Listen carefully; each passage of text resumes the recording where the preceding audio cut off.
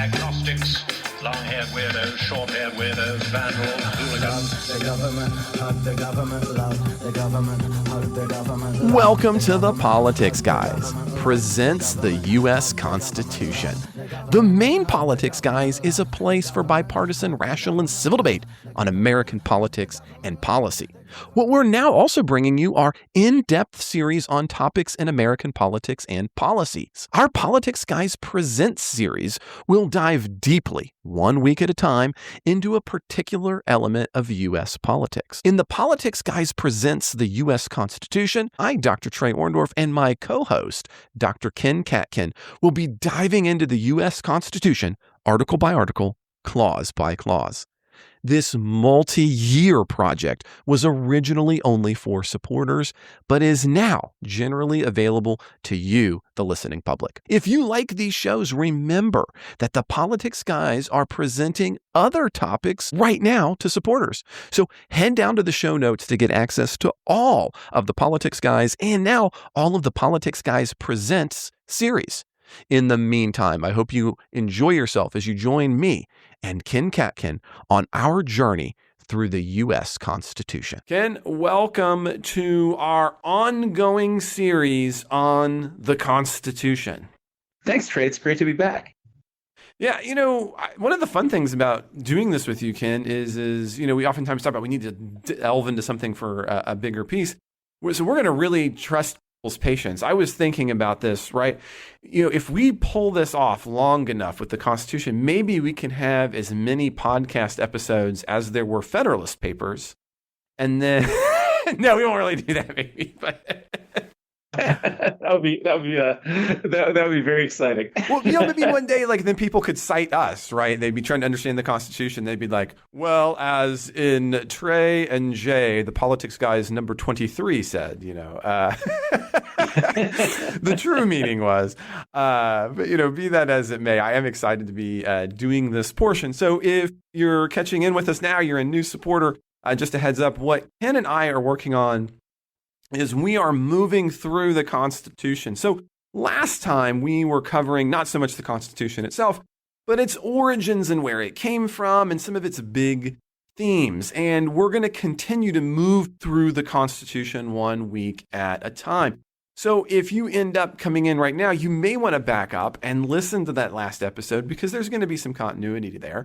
But of course, they'll each be standalone. So maybe you're not as curious about the historical background and you just want to start with this right now, and that's fine as well. But I'll continue to remind listeners kind of where we are and where we've been at the beginning of each episode. And what we're going to start doing now, and this is what was requested by all of you, by the listeners, was we're going to read a piece of the Constitution.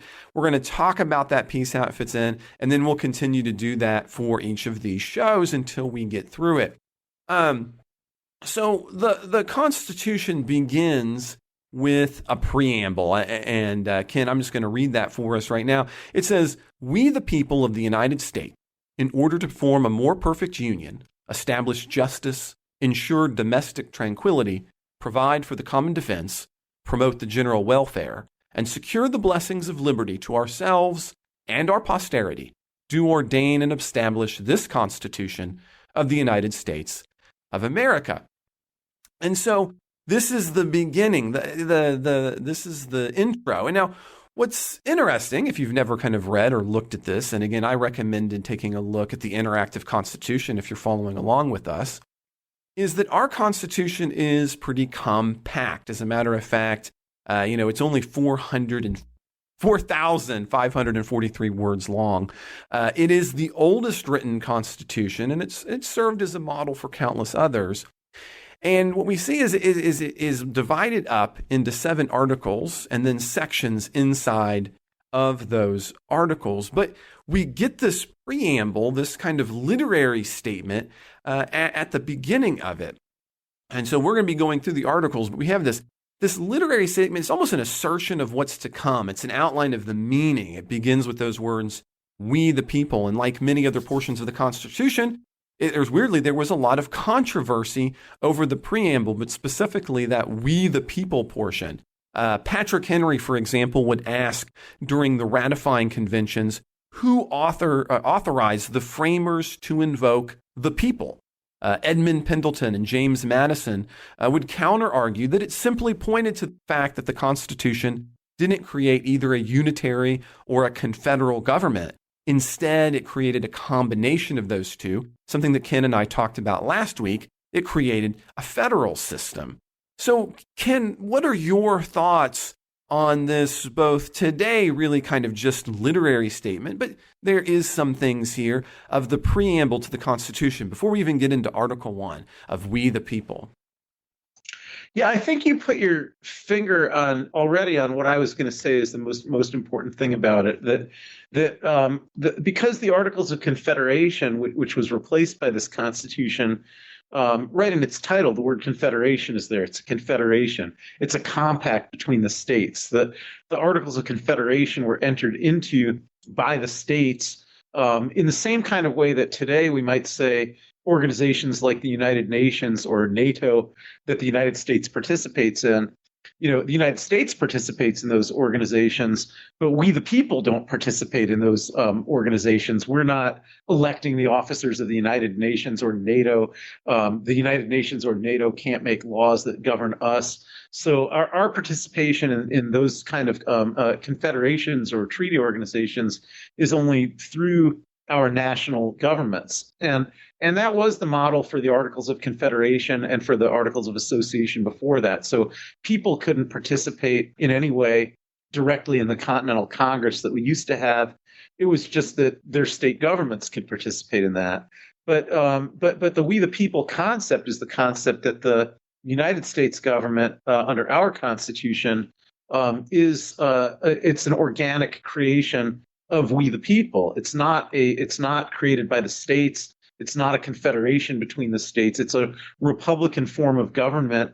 In other words, a government of the people, by the people, and for the people of We the People of the United States. So it's in privity with We the People, and it's not something that is just a compact between the states. So I do think that's the most important thing. And I think you also put your finger on, one of the kind of bold things about that claim is that it was just a small group of framers and ratifiers and people who attended the Constitutional Convention who put all this together, and they weren't elected by anybody.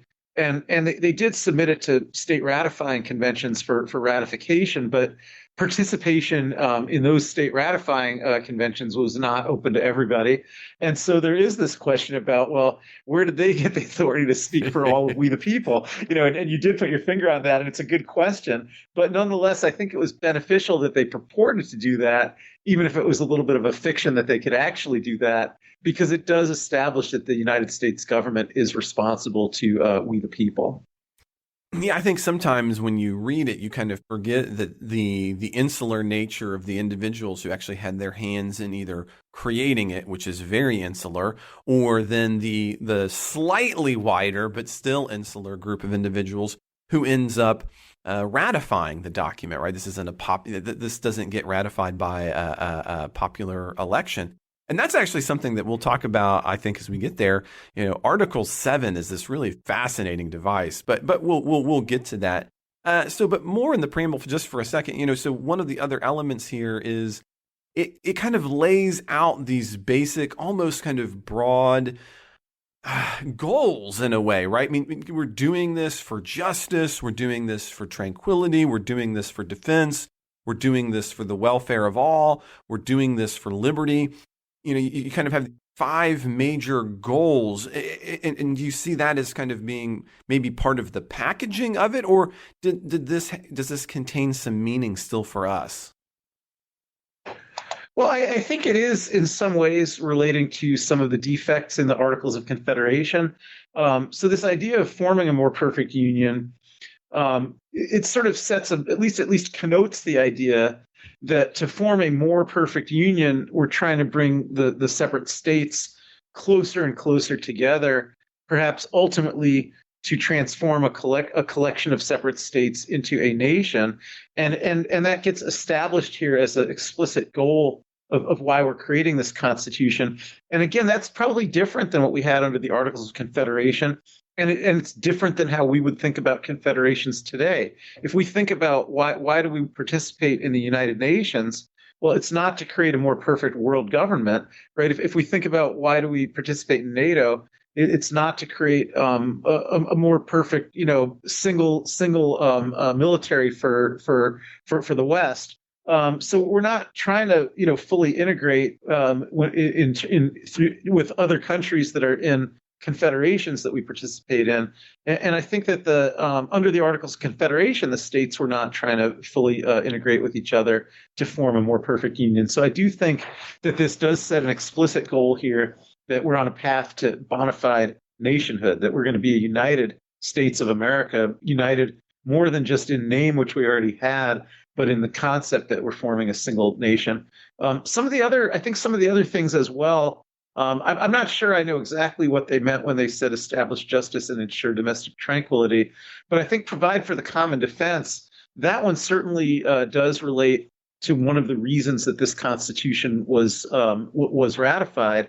Even the anti-federalists, even the people who were most skeptical of strengthening a central government in Washington, I think the one area where there was enough consensus that we really needed to do something, or else there's an existential threat to the nation, was that the system under the Articles of Confederation for military defense of the country was inadequate. When George Washington actually fought the Revolutionary War, he had no ability to raise armies himself. He only had to make requests to the governors of the separate colonies to send him arms. He had no ability to draw upon any kind of federal funds to fund the war. He just had to hope that states would be willing to kick in their fair share. And, really, if we hadn't got so much help from France and Poland and other countries, and if King George III had not been clinically insane, there's a really good chance that we would have lost the Revolutionary War because we were very overmatched and didn't have a good military system in place, a good civil defense system. And so I think all of the founding generation, except for the very strongest anti-federalists, said, well, even as much as some people in the founding generation would have liked to maintain more separate identities for the states and a government that governed closer to home, they all thought that we needed to have a United States Army that could be strong enough to protect the country in case England reinvaded, or in case we had more skirmishes with the Native American Indians, or even with France or Spain, which still had holdings in this continent, and that there were just a lot of threats out there that we needed to centralize our military defense. So I think that one is pretty significant. The other ones I don't have as much to say about. I didn't know if you thought any of the other ones were that significant. I'm glad you brought up the idea of the union and the idea of the nation, that we're going to move in that direction. And I think this is something to keep in mind when you talk about and you're thinking about the Constitution, because you have the Constitution gets set into motion. I like to think of it as a pitch or a throw in football, or a pitch in baseball, or a shot in basketball, in the sense that you have this moment that somebody's putting something into motion with particular intention, but there's other factors and other things outside of that person's control, or maybe they're not even doing it the way they thought they were doing it, that then sets that thing moving. So, for example, here in the preamble, like you point out, we have this obvious idea of moving towards more of a national identity, but that really doesn't get completely solidified until you get post the Civil War, right? So I think sometimes it's useful to think about the trajectory that the Constitution moves on. Another one here that you hadn't mentioned that I think it's worth mentioning here at the end is, right, they mentioned that we're doing this for all these things, not just for ourselves, but our posterity. One of the things we often don't think about is that if you take constitutions, you're putting people into contracts who don't even exist yet, right? Ken, you and I, neither of us were even a twinkle in anybody's eye when the Constitution is framed. And yet, the framers are saying, and this is good for us too. In other words, that it's going to be under us. And that's a unique feature of having this particular kind of we had talked about this last time, written Constitution, because there isn't flexibility built into it. Instead, we're saying this is kind of timeless in that sense. And posterity too is bound to the thing that we're doing right now. And again, I think it's useful to think about that in terms of political philosophy, for example. But Yeah, and the framers were not unanimous on that point. no. Obviously, yeah, this went in, but that Thomas Jefferson was off in France at the time, being the ambassador to France, so he wasn't present. But Thomas Jefferson deeply opposed that kind of idea, and he thought that there should be a new constitution every generation, and that there should be a 25-year sunset or even a 20-year sunset on any constitution, and each generation should have to re-ratify it or make changes as they saw fit. But the prevailing view, and it does show up in the Constitution, and it shows up again in some of the great early Supreme Court cases like McCulloch versus Maryland and Marbury versus Madison, is this idea that the Constitution contemplates that it is creating a form of government that can endure, and the Constitution itself can endure. That durability and stability of government is one of the values that's in this Constitution. Yeah, there's an audacity to that in some ways. It's easy to overlook if you're just reading it. Like, we've got this so correct that the next 200 years ought to have it. And you're right about Jefferson. He's in France. As a matter of fact, he famously says, right, that the tree of liberty needs to be, fed with the blood of tyrants and patriots on a regular basis, right? In other words, not only do we need to redo constitutions, but we should expect that we're going to, have to fight over it on the regular. That's a radical, anyway. Yeah, he was a very, very radical Democrat, out of touch with even I think a lot of the thinkers of his time that way. But he wasn't the only one who thought that way. There was a big question about if we're setting up a democracy, do we want to set up a constitution that is going to lock in future generations, or do we want to give the future generations the same choices that we're having right now of how they want to structure their government? Yeah. Well, let's move forward a little bit. And, so one other thing to recognize, right, the United States Constitution is divided, I mentioned this a second ago, into articles and sections. And it can be helpful to kind of have this outline in your mind. There are 7 articles to the Constitution, but a lot of the bulk of the constitutional content comes in the first 3. And that's because they're outlining the major institutions of government. Article 1 is going to deal with Congress, and that's what we're going to move to next. For some time. Then we'll move on to Article 2, which covers the presidency. And then the shortest of those first 3, which is Article 3 and the Supreme Court. And again, they're each getting an article, and we talked about this last week. Last time, I need to say, it's not always going to be last week, but last time, right? This idea that they're each having an article with particular powers is bound up in that foundational idea of the separation of powers. So what I think what we should do here next, Ken, is kind of move in. Maybe I'll read one section at a time, and we'll continue each episode to kind of see what we get to.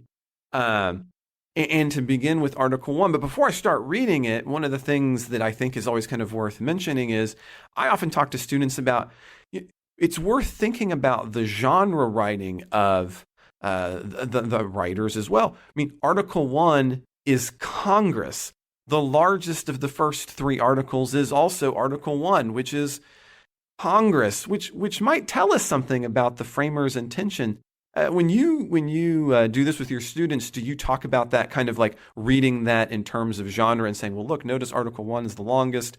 It's the first, that we might be able to divine some of the intentions in the framers just from the way they lay this out. So I was before we even just read it, I was curious about how you approached that, Ken. I don't address it in terms of length, but now that you are, I could talk a little bit about why that is, I suppose. One thing that Article 1 just has to grapple with, and it has a lot of provisions that grapple with this, that is a problem that doesn't really arise in the other 2 branches, is Congress is going to be it's contemplated as a multi-member body. Today we have 100 senators and 435 members of the House of Representatives. Those numbers have grown over time, but it was always going to be a multi-member body, and there was always going to be processes that the multi-member bodies had to use to formalities to enact laws. And so rules of procedure for how do they do that is something that has to be addressed in Article 1. there's nothing similar like that in Articles 2 or 3. The Article 2 only gives us the president of the United States, and it actually also tells us that there will be a vice president, but it doesn't, it vests all the executive powers in the president. So, there's no internal rules of procedure for how the executive branch has to get things done.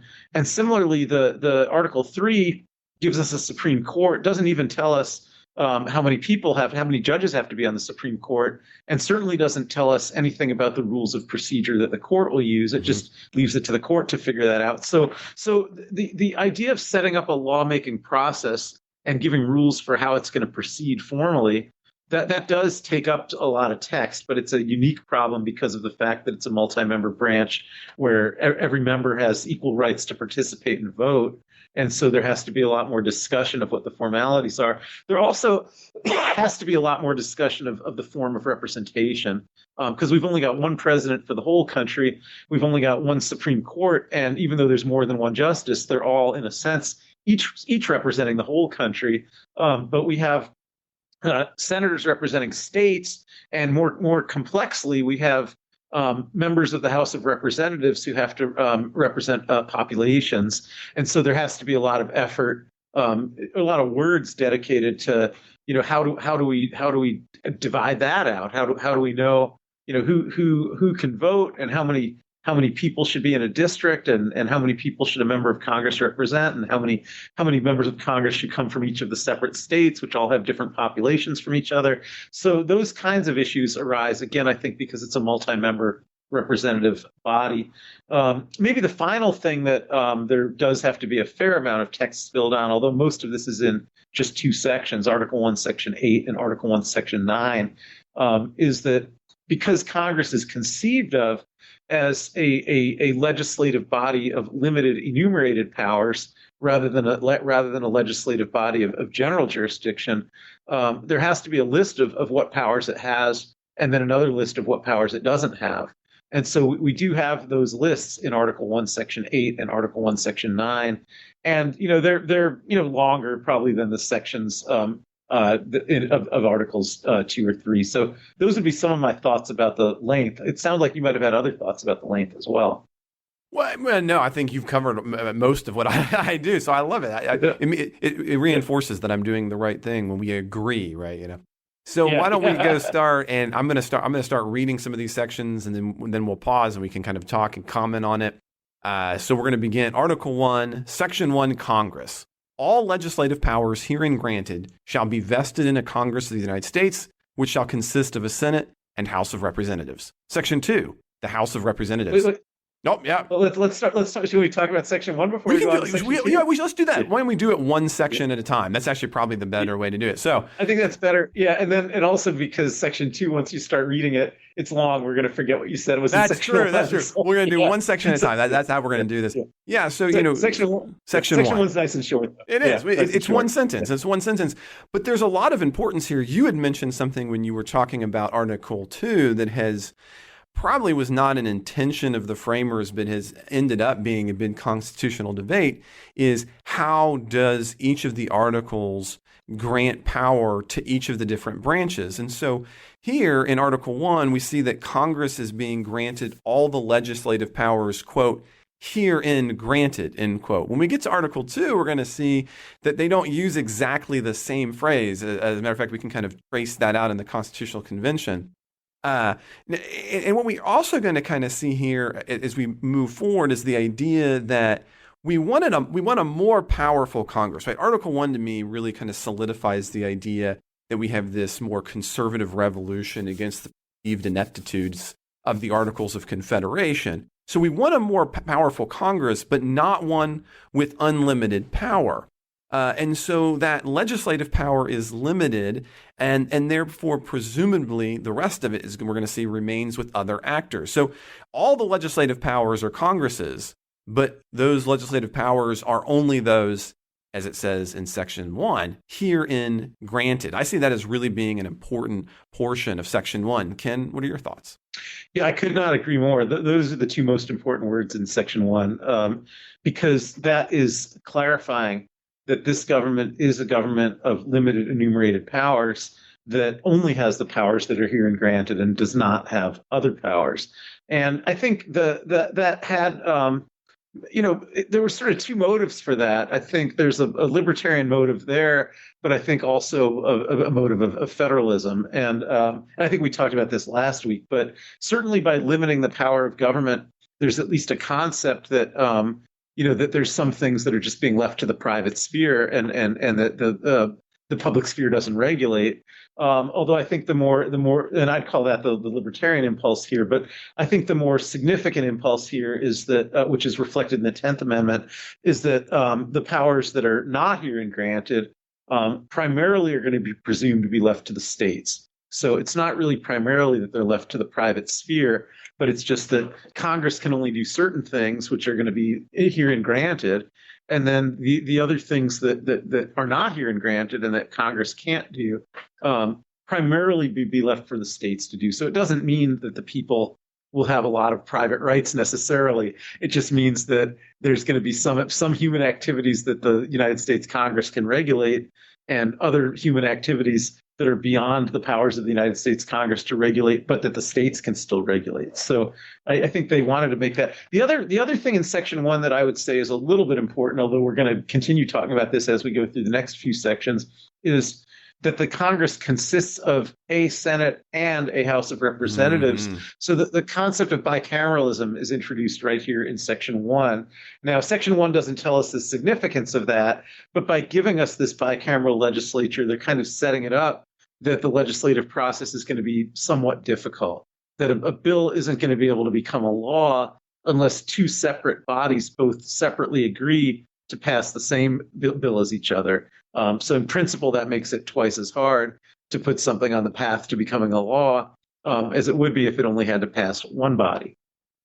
No, that's absolutely true. And it's also going to be, for a reader at the time, an obvious change where you had a unicameral body prior to this, right, under the Articles of Confederation, moving to a bicameral body, which in some ways is more of a mimic of what we would have had under the British Constitution, which was a little bit controversial in that sense, right? Because there's still some hard feelings, and was one might imagine.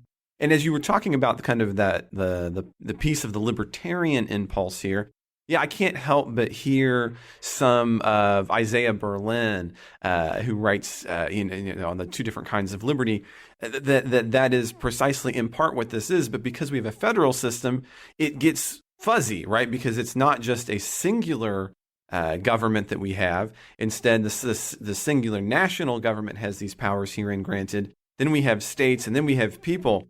And so which portions of that are going to be the private sphere or not, you're not even kind of getting to or trying to answer that, but you're hinting at the fact that there's going to be some things that are private. But what does that mean? But it certainly, as you mentioned and I was mentioning, means that Congress doesn't have unlimited power, right? It can't tackle anything that it wants to. Yeah, absolutely, absolutely, and that idea of limiting it does serve goals of both libertarianism and federalism. But I was just saying, I think primarily federalism and only secondarily libertarianism. Well, why don't we move on now to this? Is going to be much longer. Okay, so we're gonna tackle Section 2, the House of Representatives. The House of Representatives shall be composed of members chosen every second year by the people of the several states, and the electors in each state shall have the qualifications requisite of electors of the most numerous branch of the state legislature. No person shall be a representative who shall not have attained the age of 25 years and been 7 years as citizens of the United States, and who shall not, when elected, be an inhabitant of that state in which he shall be chosen. Representatives and direct taxes shall be apportioned among the several states which may be included within this union, according to their respective numbers, which shall be determined by adding to the whole number of free persons, including those bound to service for a term of years, and excluding Indians not taxed, 3/5 of all other persons. The actual enumeration shall be made within 3 years after the first meeting of the Congress of the United States, and within every subsequent term of 10 years, in such manner as shall be directed by law. By law shall direct. The number of representatives shall not exceed one for every 30,000, but each state shall have at least one representative, and until such enumeration shall be made, the state of New Hampshire shall be entitled to choose 3, Massachusetts 8, Rhode Island and Providence Plantations 1, Connecticut 5, New York 6, New Jersey 4, Pennsylvania 8, Delaware 1, Maryland 6, Virginia 10, North Carolina 5, South Carolina 5, and Georgia 3.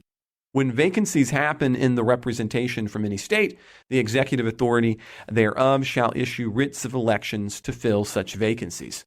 The House of Representatives shall choose their speaker and other officials and shall have the sole power of impeachment. Now, we got a lot of things going on, but a lot of things that may not matter as much. Now, one thing to keep in mind is that obviously in that third paragraph there, we're talking about representatives and taxes and service. This gets shifted by the 13th and 14th Amendments. As a matter of fact, it's kind of easy to read over that, right? We're excluding Indians, and then all other persons are 3/5. Right? We're talking about slaves. We're talking about individuals in bondage as a result of their race. But we also are going to be beginning, as we see here, Ken, right? This is where we talk about 2-year terms. We're also going to see in the second paragraph kind of the requirements to run. And this is going to come up again and again. We'll see that it's different in each article, but for House members at least, 25 years old and at least 7 years a citizen. And those numbers will shift as we move into the Senate. They'll get longer. And then they'll shift again as we get to the president. We also get the only actual required office for the House, which is the Speaker. And of course, we get this really important power right off the bat, that power of impeachment. So those are the things that always kind of come to me first as I'm going through this. What are the items that you put individuals towards, Ken? I think Article 1, Section 2 of all the sections in the whole Constitution is the one that's the most concerned with democracy. Article 1, Section 2 puts these members of the House on very tight leashes, right? They have to, every single one of them has to come up every second year, and they have to be elected directly by the people, right? So there's nobody else in the Framers' Constitution that's elected directly by the people. No other federal officials are elected directly by the people except for the members of the House of Representatives. Now, later after the 17th Amendment, we started electing the senators as well, but that wasn't part of their design. And so not only are the House members elected by the people, but they're elected every second year, every single one of them. And the framers already were thinking of that as a very short term. So there's that. There's also the idea of proportionate representation in it, that not only is this a very democratic provision by giving the people frequent elections to hold their representatives on a tight leash, but it's also very democratic because it actually doesn't allow for malapportionment. And the Senate is going to be extremely malapportioned, but the House of Representatives, the number of House members from each state has to reflect the population of the state. They give us an initial allocation which reflects the 1787 populations of the states, and then they tell us there has to be a census every 10 years. And there has to be an adjustment to the number of representatives from each state to keep them in proportion to the population. So I feel like this is actually democracy was not the only goal of the framers, and it may not even have been the primary goal of the framers, but it was at least a secondary goal of the framers. And Article 1, Section 2 is mainly where you see it. On the other hand, and of course you pointed this out, it's one of the provisions of the Constitution that makes the most direct reference to slavery. And slavery is always dealt with euphemistically in the Framers' Constitution. The word slavery never appears until we get the 13th Amendment, which eliminates slavery. And that's the first time the word slavery appears. But here, the euphemism gets the thinnest when they start talking about 3/5 of all other persons. And that's the 3/5 compromise. And that, of course, does get amended out with the 13th and 14th Amendments. But initially, at least, the idea was that a slave owner who owned 500 slaves would get to cast a vote that would count 300 times, because he'd count that slave owner's vote as his own vote plus 3/5 of the number of slaves that he's got votes. So that was, they thought about representation and they thought about democracy, but they thought that slave owners should count more than other people who could vote when it came to democracy. And that those constructions get even crazier when we get to things like the Electoral College and the idea of making sure that slaves get counted for purposes of representation, even though they don't actually get to vote, gives us some complicated structures of representation. And not only not just vote, but not have any kind of political rights whatsoever, other than one in favor of those who theoretically own them. Yeah. But now the other piece here that can be kind of easy to potentially gloss over is we're talking about, well, we're going to every 10 years, we're going to have to kind of number up people. We're going to have a census. And one of the primary reasons for that is because in the phrase of Article 1, Section 2, the number of representatives shall not exceed one for every 30,000, but each state shall have at least one representative. Now, of course, that doesn't last long. As a matter of fact, it is the Permanent Apportionment Act that's going to change that and say, well, we're going to fix it to, I believe oh my goodness, I'm blanking. Is it 1910? Is it the 1910 census? Yeah. I thought it was the 1920 census. 1920, But they still adjusted after every census. It's just that they stopped increasing the size of the House. But like Ohio, where I lived, you just lose another seat in the most recent census. So there still has to be a truing up every 10 years. Exactly. Now, the reason I point that out, though, is as you read this, so for every 30,000, one of the interesting things I like to do with students is the fact, right? So 30,000 is what you're having then. I don't know. Have you done that? This is stuff I pay attention to. Do you know what it is for the 2020 census? I believe it's around 800,000, but I'm not certain about that. It's just shy. It's 761,000. And yes, I was close to yeah. But what's kind of crazy about that was, I haven't been teaching quite as long as a distinguished professor like yourself. But when I first started teaching, it was at approximately 640,000, right? So even around 2000, at the 2000 census, you're at 646,000 per person. So you've had over 100,000 increase per year. So something else to keep in mind about the House is, although it's a Democratic body, and that's the intention here, on that trajectory again, in some ways it becomes a lot more directly Democratic as it gets more and as votes become more and more diluted. That's something that can be argued and talked about. I was always something I'm curious about on your front as well, Ken. Well, yeah, I would also like to see the size of the House increased a lot, although my main concerns about that relate more to that would make it harder to do gerrymandering. In terms of, what's the right size of a polity, I think there is some room for thinking that it could be bigger now than it was then, because when you had one representative representing 30,000 people at a time when there was no mass media, no television, no radio, no internet, it was really not realistic to think that a representative could have communicated, in any way with more constituents than that, or even with that many constituents. But now I think because the representatives can be on TV and the radio and the internet, and people can email them, and I think there's some possibility of people finding out who their representatives are and what their positions are and how they're voting and things like that, because we have mass media tools that they didn't have back then. But I do think on the other hand, like the slippage from one representative for every 30,000 voters to one representative for every 800,000 voters has certainly created a lot more mischief, both in terms of the ability to use gerrymandering effectively, and also in terms of the influence of big money in politics, because the bigger the districts are, the more important money is going to be to actually communicate. Whereas with smaller districts, candidates have less expensive means of communicating with their constituents. And on the flip side of that is just the mathematical truth that as that gets larger, any individual person's proportional amount of affecting the vote decreases, right? So, the smaller that is, the fewer number of votes it takes to be a pressure or a counterweight against other kinds of interests, right? So again, we probably couldn't do 30,000 anymore, but with 30,000, just 1,000 citizens is going to be a huge block for a senator. And there's a number, you could have different kinds of counterbalancing interests which I think is what was envisioned by Federalist Paper number 10, although it's Federalist Paper number 55, where James Madison is kind of arguing about what we're talking about right here specifically, where you're trying to balance the ability of a body to legislate versus the need to have a close enough relationship to the citizens who are electing them, right? Yeah, although I would say it is a bicameral legislature, and I think they didn't. I think the way they pursued those two separate goals you were talking about, was through the two separate bodies. So I think they did intend for the House to be,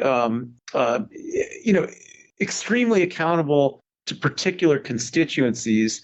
And so the Madisonian notion of the extended republic, which you started talking about, I don't think they were applying that within House districts. I think they thought it was okay if within a particular House district you had some dominant local faction that would probably be able to determine who became the representative from that district. But I think the idea was that's a little bit harder to do at the Senate level, and even at the House level, if that can be done in each district, each representative is only going to get one vote, so it's going to be hard for that dominant faction to dominate outcomes in the whole entire House. Even if it can dominate outcomes from its own representative. Yeah, I was actually just talking more about the size of those districts, where in 55, Madison is talking about, he says, a number of representatives will be an unsafe depository. So, 60 or 70, as he says, may be more properly trusted with a given degree of power than 6 or 7, right? And so in that sense, you get enough people in each district and you might have that balance out of whack, potentially. Oh, yeah, that's right. But okay. Well, now the other piece here that I'm curious about, right? I mean, we get this really important power, although maybe historically it hasn't been as powerful. But we get the sole power of impeachment lives in the House, and at this point, it doesn't. It's not clear. I mean, who is being impeached precisely? But we're going to see it's all the offices. But we get this power of impeachment. That's a big deal. How do you handle that one in this section, Ken? Yeah, I mean, this doesn't tell us enough about it. I think it puts it into the House's powers, and here you can't even really tell what they mean by that. Once you get to the article, once you get to the Senate's clauses, and you see that they have the sole power to try impeachments, and then you finally get on to Article 2, and you see what the procedures are for impeachments and the high crimes and misdemeanor standards and all that. I think you need to get a few more clauses before we really know much about impeachments. But what it does mean here is that the House gets to decide whether to bring charges against an officer of the United States. And then there will be an impeachment trial after that. But the House has the sole power to trigger that impeachment trial. Okay, so should we move forward to Section 3 and talk about the Senate? Sure. Okay, so Section 3, the Senate. The Senate of the United States shall be composed of 2 senators from each state chosen by the legislature thereof for 6 years, and each senator shall have 1 vote. Immediately after, they shall be assembled in consequence of the first election. They shall be divided as equally as may be into 3 classes. The seats of the senators of the first class shall be vacated at the expiration of the second year, of the second class at the expiration of the 4th year, and of the third class at the expiration of the 6th year, so that 1/3 may be chosen every second year. And if vacancies happen, or by resignation or otherwise, during the recess of the legislature of any state, the executive thereof may make temporary appointments until the next meeting of the legislature, which shall then fill such vacancies. No person shall be a senator who shall not have attained the age of 30 years and been 9 years a citizen of the United States, and who shall not, when elected, be an inhabitant of that state for which he shall be chosen. The Vice President of the United States shall be President of the Senate, but shall have no vote unless they be equally divided. The Senate shall choose their other officers, and also a President pro tempore, in the absence of the Vice President, or when he shall exercise the office of the President of the United States. The Senate shall have the sole power to try all impeachments. When sitting for that purpose, they shall be on oath of affirmation. When the President of the United States is tried, the Chief Justice shall preside, and no person shall be convicted without the concurrence of 2/3 of the members present. Judgment in cases of impeachment shall not extend further than to removal from office and disqualification to hold and enjoy any office of honor, trust, or profit under the United States. But the party convicted shall nevertheless be liable and subject to indictment, trial, judgment, and punishment according to the law. So there's a lot of things going on here, Ken. So one thing that we get right there at the outset, this idea that the Senate's going to be composed of 2 from each state, we keep that, which again gives that malapportionment that you were talking about. But it gets chosen by the legislatures thereof. Now, that gets changed by the 17th Amendment that provides for the direct and popular election of senators. And likewise, the vacancies is then shifted as well, since vacancies aren't going to be connected to the recess of a legislature. And it's also changed by the 17th Amendment. So you're right, but one of the things I always point out when we're thinking about the House and the Senate and being different here, the big takeaway, as you were noting, 2 years for the House, 6 years for the Senate. Now, I think it's kind of easy to do the math and be like, okay, well, that's 4 years different, Trey. I mean, that's true, but I like to think of it in educational terms, right? So if you imagine you're going to college, right? You're heading into college and it's an election year, right? So, if you were a freshman this year, in 2022, right? So this year we're going to elect House members, we're going to elect senators, and you get your AA, and you're electing again your House members. You get your BA, and you're electing again your House members. You get your MA, and you're reelecting your House members. Again, it's not until you get into your PhD program that you're going to be reelecting that senator again. I think sometimes that helps people kind of understand how different of a time frame that really is. To say, okay, so I go from an undergraduate, I'm not going to be voting for a senator again until I'm thinking about PhD work. But the House member, I'm doing that a bunch. That creates a very different kind of body. So that's one of the big things I see here. Now, additionally, though, another thing we don't really do, it only comes up when we have elections, right? Who's overseeing the Senate? Well, initially, the real power here, the Vice President of the United States, but that's not really how it ends up working out. So what are some of the things that you take a look at here, Ken? Well, actually, in the current Senate, maybe the Vice President of the United States does have a lot of power there, but only when there's a 50-50 Senate. Well, but the first thing that you said, I just want to elaborate on a little bit more. Before I talked about how Article 1, Section 2, which gives us the House, is really the home of democracy in our Constitution. It's the most democratic portion of the Constitution. Article 1, Section 3 is the counterweight to that. It's where anti-democracy lives. It's a wedge against democracy. Everything about it is about making sure that the people can't really control the Congress. And so even though the people have a lot of control over who's in the House, the Senate, there's 3 bulwarks against democracy. There's the extreme malapportionment, which you already mentioned, 2 senators per state without any regard to population. So there's sort of a randomization of representation in the Senate. Then, although the next part was changed by the 17th Amendment, but in the framers' design, the people, we the people, we're never supposed to have a direct say in who the senators would be. So not only do you have this extreme malapportionment, but you have this intermediation where we could elect our state legislatures, but then our state legislatures choose the senators. We don't do it directly.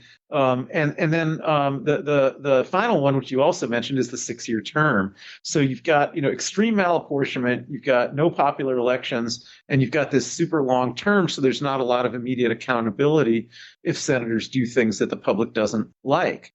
And so all 3 of those features, which are really features, although you might think of them as bugs, but they're very much by design, every one of them is to thwart democracy. Every one of them is to immunize the Senate from being accountable to the people and really to free them up to do unpopular things without suffering consequences.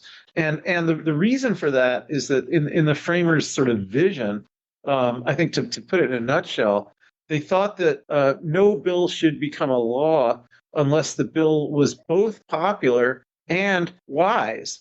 And they thought that the House was there to make sure that the bills would be popular. that the House would not pass something unless it was something that people wanted, and that the Senate was there to make sure that the bills were wise, because the Senate would have the sort of the institutional independence because of these features we just talked about.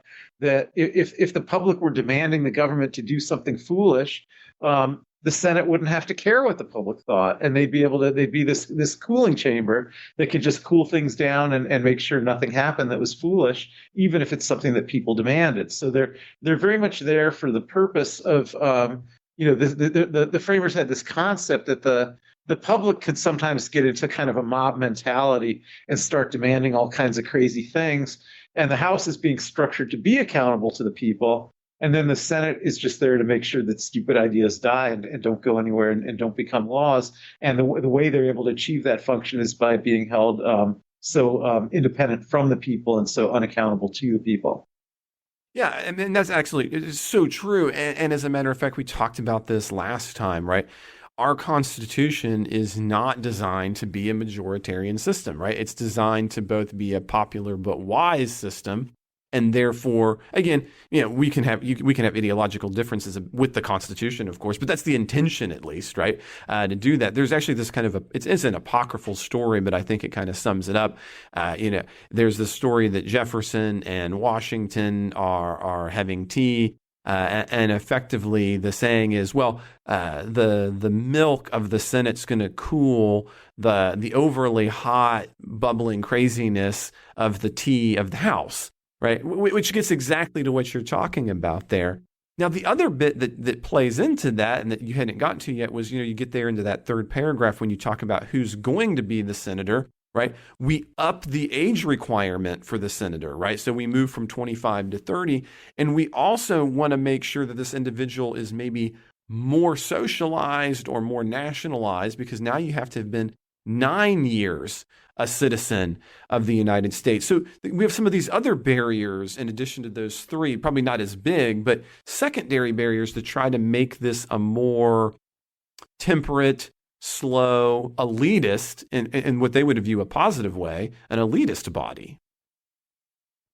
Yeah, absolutely. And I would say one of the big ironies of where we are now is that I think most of the framers' expectations about how these two bodies would function have been somewhat reversed. Because after we get the 17th Amendment and we get direct election of senators, we have fair. The elections for senators are not subject to gerrymandering. They're done on a statewide basis, and in many states they could be close. Whereas I think it's much more rare for elections for the House to actually be in the hands of the voters anymore. The framers wanted House elections to be the ones that were decided by the voters, but almost all House seats are so gerrymandered that the voters play no real role. The state legislatures actually choose the members of the House of Representatives by the way they draw the districts. So we've had this kind of inversion of which one is chosen by the people and which one is chosen by the state legislatures. So I think that's interesting. The one other thing I would say about the Article 1, Section 3 before we move on, and you mentioned it before, there is this in Clause 4, this line that the Vice President of the United States shall be President of the Senate, but shall have no vote unless they be equally divided. One thing I always found interesting about that is the Vice President of the United States is the only other officer in the executive branch besides the President of the United States whose office is defined by the Constitution. Now, we have an enormous executive branch today with many officers in it, but all of the other positions are created by acts of Congress. So only the President and the Vice President have their offices created by the Constitution.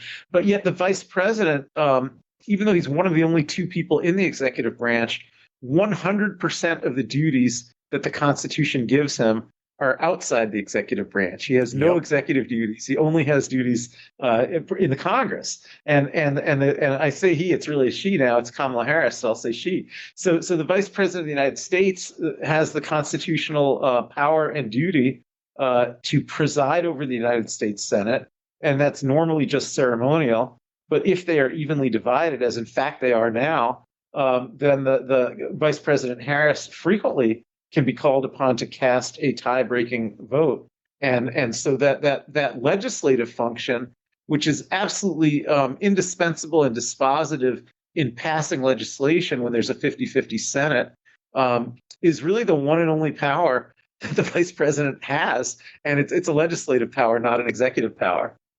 No, it's true. And that is not slowly but surely that role for the vice president historically, another trajectory, ends up not being what presidents want to do. As a matter of, Adams calls it the most awful office designed for any man ever, right? Like he absolutely hates it because he's presiding, but he doesn't get the ability to be a part of the debate. In his view, he doesn't really have any. And unless you are in an unusual circumstances, which we have right now, of being tied, there's very few opportunities for vice presidents to take a vote. So they don't have any real defined powers in the executive branch, although that's where they are. And then the things they're designed to do were not particularly popular with the individuals who had to do them once they was put into practice. So it's a unique office in that sense, the vice presidency. Yeah, I mean the primary job is just to wait in case the president dies, but there's this one other thing. They get to break ties in the Senate, which very occasionally proves to be very important. Which is also unusual. We haven't gotten there, but when we get to the election of presidents, as you've hinted at, right, the vice president is originally conceived, again, in that waiting role as being the runner-up, right? So, well, the person who is number two is going to kind of hang out, and if anything happens, the second most popular person is going to end up being the president. Yeah, that caused problems right away, but that was the original framers' design. Yeah, so we'll talk about that. But I think, Ken, we have now hit kind of the end of our go. But I think that kind of works. That's a good stopping point here. We've gotten through Article 1, Section 1, the overview in Congress, one sentence, and then Section 2 on the House of Representatives, and Section 3 on the Senate. So next week, which will be next week, since Ken and I will be back next week as well, we'll be tackling elections, the powers and duties of Congress, and we'll see how much more we can get from there. But we'll at least try to get through Sections 4, 5, and then we'll see what happens there with 6. So on that note, I want to say that, that's it for this show. I hope you've enjoyed it. You all told us that you really liked our inaugural show on Discord. I was a little worried, because we're going too fast, are we going too slow? But it seemed like we kind of hit that perfect go. I hope that was the case this week. And if you're listening to this show, what that means is you are a supporter of the Politics Guys. And I'm really excited to be putting this together with Ken. I hope this is something you can kind of come back to. A lot of what we have done in the Politics Guys traditionally has had a shelf life on it. And I'm really excited that Ken and I are going through this together with something that's not on a shelf life. And I hope you'll join us and each week continue to kind of tune in and follow along and read this as we go along. It's not exactly the book club that Mike and Jay are doing, but I think it's fun and great. Now, the reason the Politics Guys exist is because you guys are supporters. But now, don't forget, though, there are different levels of support for different things. So you might want to take a look and see where your level of support is, and maybe you can get some of the other cool and swag that we got going on. And you can do that, as you all know, as supporters to patreon.com/politicsguys, or you can always head to Venmo at politicsguys or through PayPal. And you can see all of that at politicsguys.com/support. Additionally, don't forget, connect with us on Discord. I know this past week I've been away a little bit, but I'm going to be getting back into it in the upcoming week. So I'm really excited about that. And I'm really excited to talk about the Constitution with you there in that Discord group. So again, take a look at all of that. As always, if you'd like to send us an email, you can always get to us at Politics Guys. Whatever level you're at, I hope that if you've got that question, comment, gripe, manifesto, again, send that to mail@politicsguys.com. If you haven't already, you can always follow us on Facebook and Twitter, and you'll find all of those in the show notes. The amazing executive producers of the Politics Guys are Bruce Johnson, Wilmer Morano, Andra Masker, Daniel Toe, Ryan Beasley, and Don Oglesby. We'll be back with a new episode next week, and I hope you'll join us.